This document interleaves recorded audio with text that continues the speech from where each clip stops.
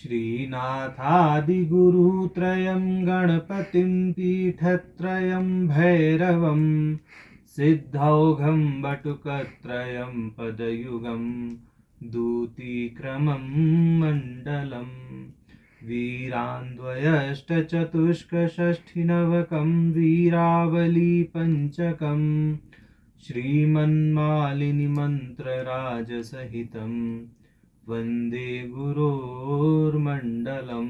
नारायणी नमोस्तुते। तो शक्ति सूत्र के 17 सूत्र हुए थे। अब 18वें सूत्र में मध्य के विकास के उपाय को बताएंगे। क्षेमराज जी 18वें सूत्र का अवतरण करते हुए कहते हैं, मध्य विकासे युक्तिम आहा, कि मध्य के विकास की अब युक्ति को बतलाते हैं। क्या है वह युक्ति? आणव उपाय की दृष्टि से कह रहे हैं। विकल्प क्षय शक्ति संकोच विकास वाहच्छेद आदि अंत कोटि निभालनादय यह उपायाः। इतने उपाय इन्होंने बता दिए मध्य के विकास के। सबसे उत्कृष्ट उपाय इसमें विकल्प क्षय है। जो उपाय हैं उनके नाम है विकल्प क्षय, शक्ति संकोच, शक्ति का विकास, वाहच्छेद, वाहच्छेद माने प्राण और अपान का उच्छेद, और आदि अंत कोटि निभालन। ये जो हैं ये मध्य के विकास के क्या हैं? उपाय हैं। और मध्य के विकास से क्या होता है? चिदानंद लाभ होता है, जिसको प्रकारांतर से समाधि भी कहते हैं, समावेश भी कहते हैं, समापत्ति भी कहते हैं। ये तांत्रिकों की शब्दावली है। अब ये विकल्प क्षय के विषय में कह रहे हैं, एक एक को माने अब ये अपने भाष्य में स्पष्ट करेंगे भाष्यकार जी। पहले विकल्प क्षय के विषय में कहते हैं, यह मध्य शक्ति विकासे विकल्प क्षय आदय उपायाः प्राग उपदिष्ट पंचविध कृत्यकारित्वादि अनुसरणेन सर्व मध्य भूतायाः संविदो विकासो जायते इति अविहित प्रायम्। उपायांतरम अपि तु उच्यते प्राणायाम मुद्रा बंधादि समस्त यंत्रणातम यंत्रणा तंत्र त्रोटनेन सुखोपायमेव हृदय निहित चित्तम उक्त युक्त्या स्वस्थिति प्रतिबंधकम विकल्पम अकिंचित चिंतकत्वेन प्रशमयन् अविकल्प परामर्शेन देहादि अकलुष्वचित प्रमात्रिता निभालन प्रवणः अचिरादेव उन्मिषित विकासाम तुर्य तुर्यातीत समावेश दशाम आसादयति। ये कह रहे हैं कि जो संवित है उसका विकास पहले जो हमने बता दिया, पंचकृत्य के करते रहने का जो अनुसरण का अभ्यास है उससे होता है। माने जो संवित है, जो मध्य धाम है, उसका विकास पंचकृत्य का जो क्या कहते हैं उसको, माने ज्ञान है, परिज्ञान है, उसके होने से होता है। और पंचकृत्य करते रहने का जो अभ्यास है उसको करते रहने से होता है। लेकिन अब ये कह रहे हैं कि हम इसके अतिरिक्त अब एक बहुत सरल उपाय बताने जा रहे हैं। कैसा सरल उपाय है? जिसमें प्राणायाम मुद्रा बंधादि समस्त यंत्रणा तंत्र त्रोटनेन सुखोपायमेव, माने जिसमें प्राण बंध मुद्रा इन सभी कष्टकारी साधनाओं से छुटकारा मिल जाता है, माने उनको करने की आवश्यकता भी नहीं पड़ती। तो वह उपाय क्या है? वह उपाय है विकल्प क्षय। विकल्प का क्षय कैसे किया जाए? देखिए, एक तांत्रिकों का मंतव्य यह है, एक है शुद्ध विकल्प, एक है अशुद्ध विकल्प। ठीक, जब विकल्प की बात करते हैं तो कम से कम दो तो होते ही है वस्तु। ठीक, एक है चिद घन परमात्मा, चिदानंद घन परमात्मा, और एक है चिदानंद घन परमात्मा से उल्लसित विश्व। ये जो विश्व है ये परमात्मा की स्वातंत्र लीला विलास के कारण परमात्मा से भिन्न प्रतीत होता है, तो ये विकल्प के रूप में दिखाई देता है। तो इस विश्व का ही, इस जगत का ही क्षय करना, ये विकल्प क्षय है। और ये जो जगत है या विश्व है, चूंकि अज्ञान के कारण ये परमात्मा से भिन्न दिखाई देता है, इसलिए इसको अशुद्ध विकल्प कहते हैं। और जो परमात्मा है वह माया से मलिन नहीं है, अशुद्धि से मलिन नहीं है, मलों से मलिन नहीं है, इसलिए वह शुद्ध विकल्प है। तो जो जीव है उसके पास में दो मार्ग हैं, एक मार्ग है संसरण का और एक है मुक्ति का। तो इस दृष्टि से अशुद्ध और शुद्ध विकल्प ये कहा जाता है। वस्तुतः परमात्मा तो निर्विकल्प है, परंतु जीव को दो वस्तु प्राप्त हैं, एक संसरण की दिशा में, एक मुक्ति की दिशा में। मुक्ति की दिशा में शिव की प्राप्ति है, संसरण की दिशा में जगत की प्राप्ति है। तो यहाँ पे जो जगत रूपी विकल्प है, अशुद्ध विकल्प है, उसका क्षय करके जो एकमात्र निर्विकल्प सत्ता है, जिसको प्रकारांतर से यहाँ शुद्ध विकल्प भी कहा जाता है, उसमें अवस्थित होना है। तो उसकी विधि को बता रहे हैं कि कैसे करना है। हृदय निहित चित्तम उक्त उक्तिया, अच्छा हाँ, ये वही बोल रहे हैं कि जो अपनी वास्तविक दशा है, वास्तविक दशा माने जो अपनी शिव स्वरूपता है, इस शिव स्वरूपता में स्थित हो जाना। अब इसको कैसे स्थित करेंगे, ये स्थिति कैसे प्राप्त करेंगे, इसको बता रहे हैं कि जब साधक अपने हृदय में क्या करता है, हृदय का अर्थ यहाँ संवित है, ये ध्यान दीजिएगा। यहाँ हृदय का अर्थ ये शारीरिक अंग नहीं है, हृदय का अर्थ यहाँ संवित है। संवित माने चिति, चेतना। तो उस हृदय में या उस चिति में जब साधक अपने को स्थापित कर लेता है और एकाग्र होकर के इस समस्त जगत को शिव से अभिन्न देखता है। ठीक, देखिए एक चीज और समझिए, यहाँ पर तंत्र में प्रक्रियाओं के नाम बहुत अलग अलग हैं, परंतु इन प्रक्रियाओं का जो उद्देश्य है या इन प्रक्रियाओं की जो विधि है वो प्राय एक दूसरे से तारतम्य रखती है। इनके यहाँ, तांत्रिकों के यहाँ, प्रायत्रिक संप्रदाय में एक मजेदार बात यह है कि विधियों का ये बहुत सारा आलम्बन लेते हैं, भिन्न भिन्न विधियों का नाम बताएंगे, परंतु उन विधियों में ये उद्देश्य यही रखते हैं कि जो कुछ भी विकल्प दिखाई दे रहा है वो सबसे शिव से अभिन्न है। इस दृष्टि से इनके सारे के सारे क्या चलते हैं, तांत्रिक ध्यान धारणा आदि चलती है। तो चाहे वो विकल्प क्षय हो, चाहे वो शक्ति संकोच हो, चाहे वो शक्ति का विकास हो, चाहे वो प्राणपान आदि का उच्छेद हो, चाहे वो आदि अंत कोटि निभालन हो, ये जितने भी प्रकार बताएंगे उनमें उद्देश्य शिवता ही रहेगी, शिवत्व ही रहेगी। कि बाहर जितनी भी चीजें हमको विकल्प रूप में दिखाई दे रही हैं या जो भी हमें शिव से भिन्न दिखाई दे रहा है, हमें उसको शिव रूप में ही देखना है, उद्देश्य इनका यही रहेगा। तो इस दृष्टि से ये जो इनकी तांत्रिक प्रक्रियाएं, इनके अभ्यास आदि है ना, ये सरल भी हैं, ठीक, परंतु कठिनता इनमें कहाँ आती है, कठिनता इनमें तब आती है जब उन्माद साधक के मन में पनप जाता है। क्योंकि एक दृष्टि से यह गोपनीय है, दूसरी दृष्टि से यह सरल भी है। तो होता क्या है कि जब साधक को, जो थोड़े स्वच्छंद मन वाला साधक होता है, जब वो सोचता है कि अरे इनकी प्रक्रियाएं तो सारी एक जैसी ही हैं, क्या समय खराब करना है, तो वो भिन्न भिन्न प्रक्रियाओं को प्राय करते नहीं है, वो स्वच्छंदता में प्रमादवश बह जाते हैं और पतन हो जाता है। तो कहने का मतलब ये है कि ये गोपनीय प्रक्रियाएं हैं, सरल हैं, परंतु इनमें पूरी आस्था रख करके साधक को अभ्यास करते रहना चाहिए, कहने का अर्थ ये है। तो अब ये कह रहे हैं कि जो देह इत्यादि रहते हुए भी साधक अपने आप को संवित में प्रतिष्ठित कर लेता है, हृदय में प्रतिष्ठित कर लेता है, और समस्त विकल्प को, जो भी विकल्प है, चाहे वो तह है, देह है, प्राण है, बुद्धि है, अंतःकरण है, माने जो भी है, चाहे बाह्य जगत है, नाद है, इस सब को किस दृष्टि से देखता है, शिव की दृष्टि से देखता है। यह शिव का ही लीला विलास है, शिव का ही स्वातंत्र विलास है, इस दृष्टि से देखता है। तो होता क्या है, उसके विकल्प का क्षय हो जाता है, और इस विकल्प के क्षय से हो क्या प्राप्त होगा, एकाग्रता की प्राप्ति होगी, शिवत्व की प्राप्ति होगी। ऐसा ईश्वर प्रतिविज्ञा में कहा गया है। क्या कह रहे हैं कि तथोक्तम विकल्प हानेन एकाग्रयात् क्रमेणेश्वरतापदम,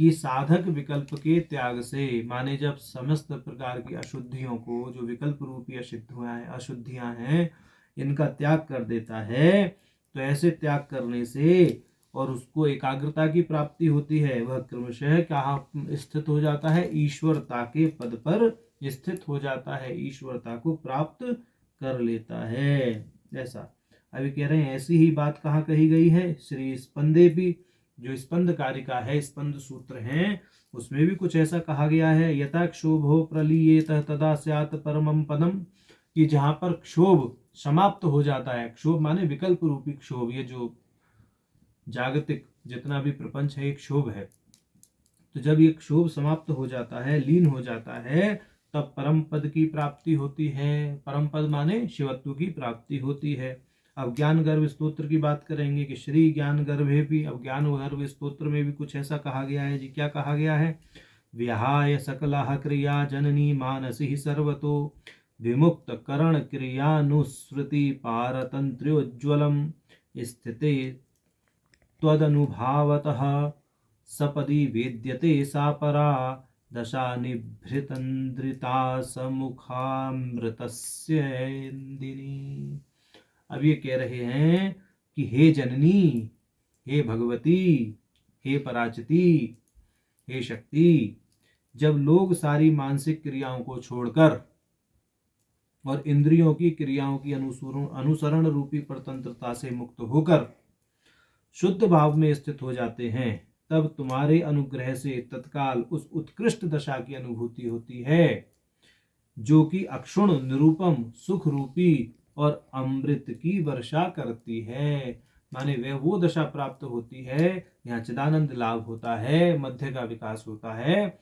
कब, जब विकल्प पूर्ण रूप से क्षीण हो जाते हैं। और यह विकल्प कैसे क्षीण होंगे, मानसिक साधना है, प्रयास से होती है। यानी यह प्रयास करना पड़ता है कि जो भी दिखाई दे रहा है वह विकल्प शिव से अभिन्न है। जब सब इसी प्रकार से दिखने लगता है, शिव रूप में सब कुछ दिखने लगता है, तो जो साधक है वो ईश्वरता के पद पर आरूढ़ हो जाता है, उसके समस्त बंध जो हैं वो मिट जाते हैं और उसकी जो है समावेश की स्थिति आ जाती है, ऐसा ये कह रहे हैं। अब आगे कहते हैं शक्ति संकोच के विषय में। तो ये तो इन्होंने विकल्प क्षय के विषय में बताया। अब शक्ति संकोच के विषय में कह रहे हैं।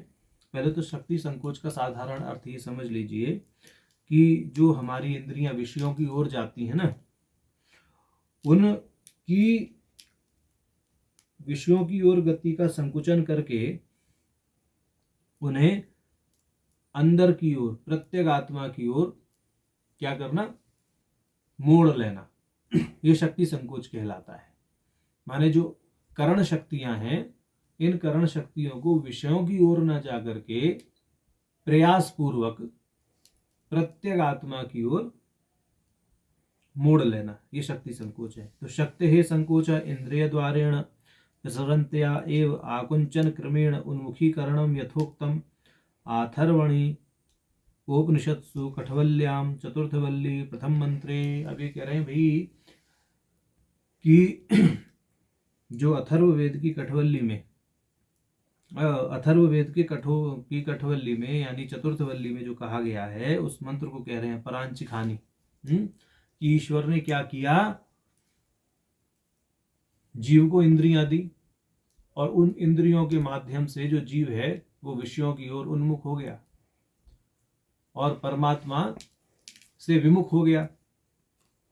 तो कोई कोई ही ऐसा बुद्धिमान जीव होता है जो अमृतत्व की कामना करता है और अंतरात्मा की ओर उसका क्या होता है, पुनर्प्रवास होता है। तो उस दृष्टि को यहाँ पर कह रहे हैं, उसी दृष्टि से कह रहे हैं कि भाई अब आप अपने बुद्धि विवेक का आलंबन लीजिए। परमात्मा ने तो अपनी लीला के बल पर जीव को इंद्रियों के माध्यम से बहिर्मुखी कर रखा है।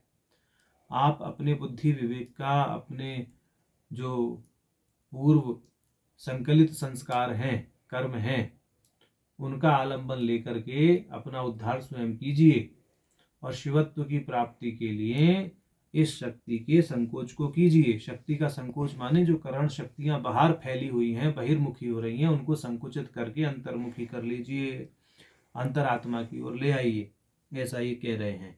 माने जैसे कछुआ जब डरता है तो अपने हाथ पैर मुंह को अपने कवच के अंदर समेट लेता है, इसी प्रकार से ये जो विकल्प रूपी संसार है, इस संसार से भय पाइए। क्यों? क्योंकि ये तो आपको कभी छोड़ने वाला है नहीं, ये तो अपने में अटकाए रखेगा। परंतु आपके संस्कार के बल से जब परमात्मा की ओर, परम शिव की ओर आपकी उन्मुखता होगी, तो इस जगत रूपी प्रपंच से डर करके आप भी कछुए के समान अंतर्मुखी हो जाएं। ठीक, ऐसा ये कह रहे हैं। तो यह शक्ति संकोच है। यद्यपि सिर्फ विकल्प क्षय जो उपाय है वह प्रत्यभिज्ञा शास्त्र में बताया गया है। शक्ति संकोच, शक्ति विकास, है ना, ये जो आगे के उपाय है ना, इसमें ये जो सब बताए हैं, आदि अंत कोटि निभालन और बाहों का ध्वंस, ये सारे उपाय जो हैं ये प्रत्यभिज्ञा शास्त्र में दिए नहीं है, परंतु क्षेमराज जी ने साधकों पर कृपा करने की दृष्टि से इन अन्य उपायों को भी इस शक्ति सूत्र में उद्भासित कर दिया है। वरना तो विकल्प क्षय से ही कार्य चल जाए। विकल्प क्षय अपने आप में इतना सशक्त उपाय है, इतना सक्षम उपाय है कि वह चिदानंद लाभ करवा ही देता है। तो ये तो हमने विकल्प क्षय और शक्ति संकोच के विषय में बता दिया। अब शक्ति विकास की बात करते हैं। शक्ति विकास में समझिए इस तरह से है कि लक्ष्य तो भीतर रहे और दृष्टि बाहर रहे।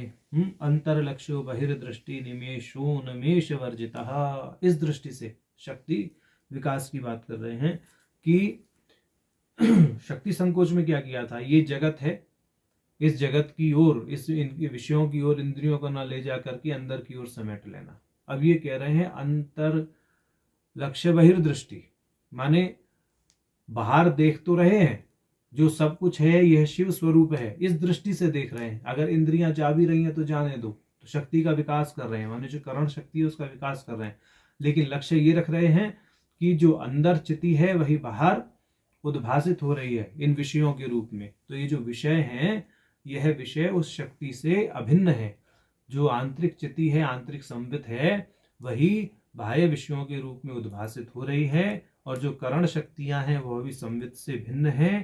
और जो इन पदार्थों के प्रति इंद्रियों की आसक्ति है, वह आसक्ति रूप जो घटना है वह भी उस पराचिति और संवित से अभिन्न है। इस दृष्टि से शक्ति का विकास किया जाता है। परंतु यहाँ पर बहुत संभले हुए और सावधान साधक की आवश्यकता है। इस स्थिति में ही भटकाव प्राय साधकों का होता है। यही उन्माद और प्रमाद को जो है कहते हैं ना कि स्थान मिल जाता है विकसित होने के लिए। तो ये इस प्रकार का उपाय जो है प्राय बड़े सावधान होकर के करना चाहिए। अभी आगे कह रहे हैं कि ये जो शक्ति का विकास है, भैरवीय मुद्रानु प्रवेश युक्त्या बहि प्रसरणम, कह रहे हैं कि ये जो करना चाहिए ये भैरवी मुद्रा में अवस्थित होकर के साधक को करना चाहिए। माने ये टुंज पुंज साधकों का काम नहीं है कि कोई भी हुआ और आंख खोल करके कहने लगा ये शिव है, ये शिव है, शिव है, और आप माने गंदे संदे भोग करने में लग गए और कह रहे हैं कि शिव ही शिव का भोग कर रहा है। बोले इस तरह की बातें नहीं है।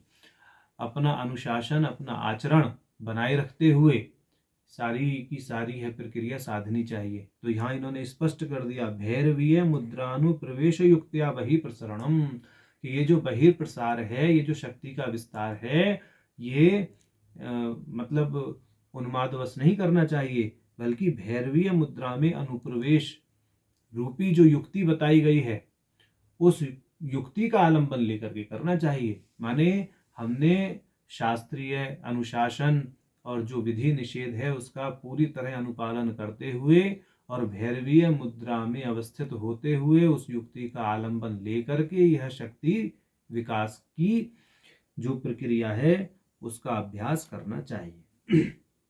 कहते हैं अब आगे ये,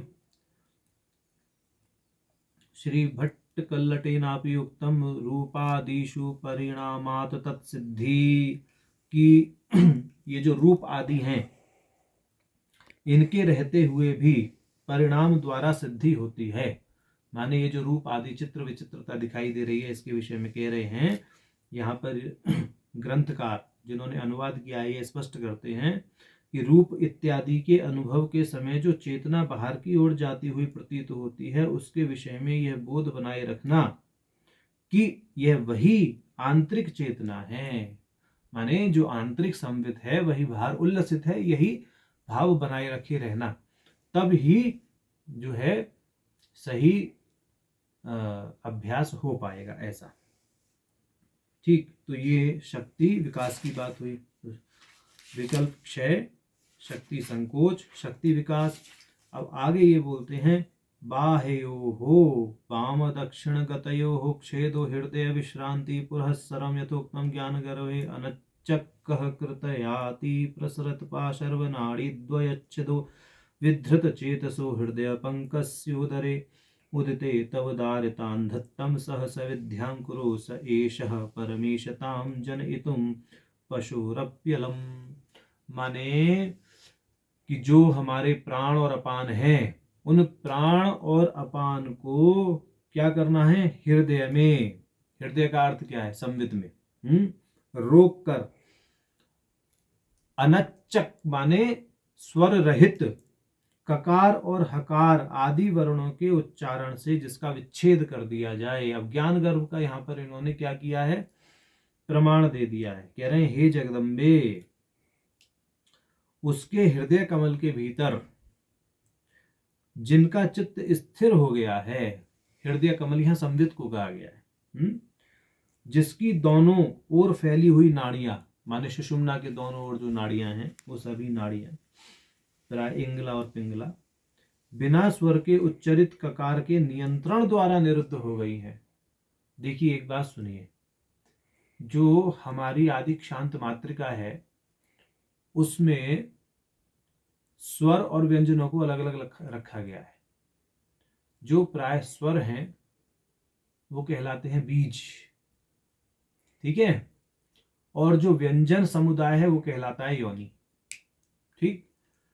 जो मात्रिकाएं हैं उनमें आपने देखा होगा जैसे कवर्ग है, क ख ग ग घ, तो इन वर्गों में प्राय इस प्रकार से वर्णों को रखा गया है जिनमें उच्चार प्रयत्न आदि समान होते हैं। ठीक है, जैसे अकुह विसर्जनिया नाम कंठा चूयशा नाम तालु। तो इस दृष्टि से ही यहाँ पर इनका जो है समायोजन करके वर्णमाला में रखा गया है। कवर्ग, चवर्ग, टवर्ग, तवर्ग आदि हैं। परंतु एक है अभिन्न योनि मात्रा, एक ये तो हो गई अभिन्न योनि मात्रिका, एक है भिन्न योनि मात्रिका। भिन्न योनि मात्रिका में क्या है कि वहां पर उच्चारण प्रयत्न आदि के आधार पर वर्णों को नहीं रखा गया है, वह नादि फांत मालिनी है। ठीक। तो यहाँ पर ये कह रहे हैं कि जो ककार आदि वर्ण हैं, माने जो व्यंजन हैं, जो योनि हैं, उनमें बीज को बिना जोड़े, है ना, सिर्फ योनि मात्र से जब प्राण रुद्ध होता है, कहने का अर्थ ये है। वो तो इन्होंने यहाँ खोला नहीं उस चीज को, भाष्यकार ने, उन्होंने संक्षेप में मतलब बिल्कुल संकेत करके छोड़ दिया है। माने जब योनि से प्राण का निरोध हो जाए, ये है इसके कहने का अर्थ। ठीक। तब क्या होता है? जब योनि से प्राण और अपान दोनों का निरोध हो जाए तब मध्य धाम विकसित होता है। इस दृष्टि से ये कहना चाह रहे हैं। ठीक है। और ये जब निरुद्ध होता है प्राण और अपान, तब क्या होता है? तब परमेश्वरता की प्राप्ति होती है, वह परमेश्वरत्व उत्पन्न हो जाता है। और सबसे बड़ी चीज है, हमारा उद्देश्य सिद्ध हो जाता है, मध्यधाम का विकास हो जाता है, चिदानंद लाभ हो जाता है। ये अब आगे कहते हैं आदि अंत कोटि निभालन। आदि अंत कोटि निभालन क्या है? आदि कोटि कहते हैं हृदय को और अंत कोटि कहते हैं द्वादशांत को। विज्ञान भैरव ग्रंथ पर, माने पूरे ग्रंथ पर व्याख्यान है हमारा। इसके विषय में विस्तार पूर्वक तो वहां देखिए, जो विज्ञान भैरव की कारिका है 49वीं, 51वीं, 72, 73 और 74वीं। ठीक है। इन 5 कारिकाओं के विषय में जो व्याख्यान शिवोपाध्याय जी ने किया है अपने भाष्य में विज्ञान भैरव में, उसको बहुत सरल तरीके से हमने अपने माने व्याख्यान में बताया है। और वही चीज यहाँ पर अभी आदि कोटि निभालन को बताएंगे। माने श्वास को अंदर आंतरिक द्वादशांत और बाह्य द्वादशांत में ले जा करके किस तरह से जो है शिवत्व के साथ में योजना की जाती है, वह आदि अंत कोटि निभालन है। यहाँ देखिए, जो पहले की प्रक्रिया है बाह्योच्छेद की, बाह्योच्छेद में तो प्राण के निरुद्ध करने से मध्य का विकास हो रहा है, चिदानंद लाभ हो रहा है। और आदि अंत कोटि निभालन में जो प्राण और अपान है ना, इनके चलते रहने से ही और इनके लय की भावना करने से मध्य का विकास हो रहा है। ठीक है, तो ये जो प्रक्रियाएं हैं, आदि अंत कोटि निभालन, बहवोच्छेद, आपके शक्ति विकास और शक्ति संकोच, ये जो प्रक्रियाएं हैं ये चार प्रक्रियाएं प्रत्यभिज्ञा शास्त्र में नहीं कही गई हैं। और एक चीज हम दोबारा आपको स्मरण करा दें, इन चारों प्रक्रियाओं से सरल विकल्प क्षय की प्रक्रिया है, जिसके विषय में इस 18वें सूत्र में सबसे पहले कहा गया है, विकल्प क्षय शक्ति संकोच विकास वाहवच्छेद आदि अंत कोटि निभालन आदि उपाय। तो इसमें विकल्प क्षय जो है वो सबसे सरल उपाय है। तो इन पांचों में से विकल्प क्षय का आलंबन लेकर के यदि आगे चला जाए तो मध्य का विकास हो और मध्य के विकास से चिदानंद लाभ हो जाए। अब मध्य के विकास से क्या होता है? चिदानंद लाभ होता है। और यह भी बताया कि यह जो चिदानंद लाभ है, यह चिदानंद लाभ समाधि, समावेश, समापत्ति इसके समानार्थक है, ऐसा भी ये कह दिया। अब ये तो 18वें सूत्र का विवरण हो गया। अब 19वें सूत्र में ये कहेंगे कि भाई ये जो चिदानंद लाभ है यह नित्य प्रकट कैसे रहे। अब ये बात 19वें सूत्र में करी जाएगी, तब इस पर चर्चा करते हैं। नारायण।